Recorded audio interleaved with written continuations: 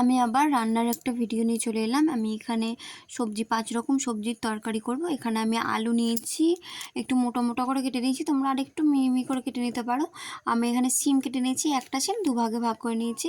এখানে আমি নিয়েছি বেগুন, এখানে আমি এটা নিয়েছি পেঁপে, আর এটা আমি নিয়েছি গাজর আর টমেটো।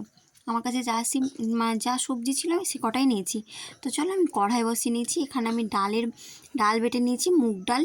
আমি মুগের ডাল ভিজিয়ে নিয়েছি। আমি এখানে বড়া করব, তেল বসিয়ে দিয়েছি, তেল দিয়ে দিচ্ছি। তেলটা একটু গরম হলে আমি ফাটিয়ে নিয়েছি। এখানে আমি একটু নুন, অল্প মতন পরিমাণ মতন নুন দিয়েছি। তোমরা তোমাদের পরিমাণ মতন দিও। একবার বাড়িতে তোমরাও বানাইও একবার বাড়িতে, ভালো লাগবে, আশা করি ভালো লাগবে খেতে। আমি এখানে এটা যারা শনি মঙ্গলবার যারা নিরামিষ খায় তাদের জন্য আরও ভালো লাগবে। অবশ্য যারা নিরামিষ একটা রেসিপি, আশা করি সবারই ভালো লাগবে। একবার আপনারা বাড়িতে বানাবেন, ভালো লাগবে। আমি এখানে বড়া গালা একটা করে বানিয়ে নিয়েছি। ওকে, আমার গোটা ভিডিওটা দেখার অনুরোধ রইল, স্কিপ না করে গোটা ভিডিওটা দেখার অনুরোধ রইল। এখানে আমি বড়া গালা একটা করে ভেজে নিচ্ছি। ভেজে নিয়ে এবার উল্টে দেবো। এক পিঠ ভাজা হয়ে গিয়েছে, এবার উল্টে দেবো। আমি একটা করে সব উল্টে নিয়েছি। একটু লেড়ে চেড়ে ভেজে নিয়ে উল্টে পাল্টা তুলে নেবো। একটু লালচে করে ভাজবো, ভেজে উঠিয়ে নেবো। এই যে আমার ভাজা হয়ে গিয়েছে, আমি তুলে নিচ্ছি। একটা করে তুলে নিচ্ছে। এটা আমি একটা দিদিভাইয়ের পেজ থেকে নিয়েছি। আমার ভিডিওটা খুব ভালো লেগেছে তাই আমি নিয়েছি। নামটা আমার অত খেয়াল নেই, তো খুব ভালো হয়েছে রান্নাটা। আমি এখানে আবার একটু সর্ষের তেল দিয়েছি আর একটু বেশি করে।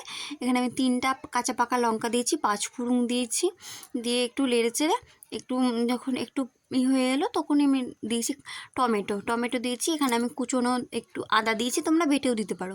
আমি এখানে কুচোনো আদা দিয়েছি, একটু নেড়ে চেড়ে নেবো।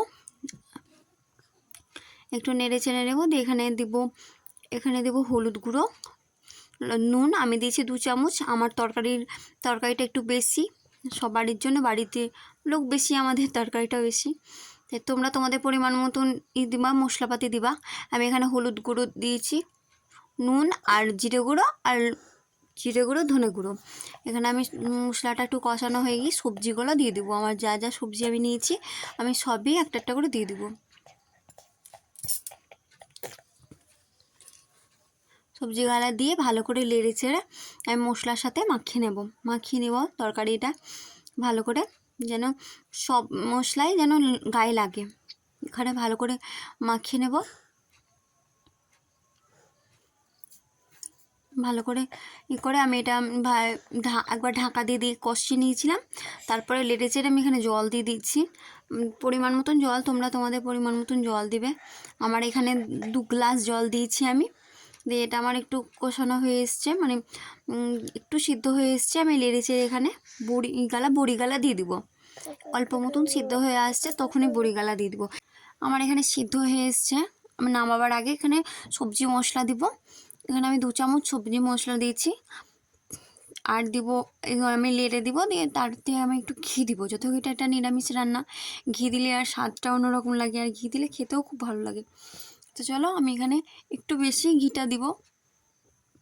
যে আমি এখানে ঘি দিয়ে দিয়েছি। আমার ভিডিও কেমন লাগলো আমাকে কমেন্টে জানাবে, লাইক কমেন্ট শেয়ার করতে ভুলো না। পরের ভিডিও দেখা।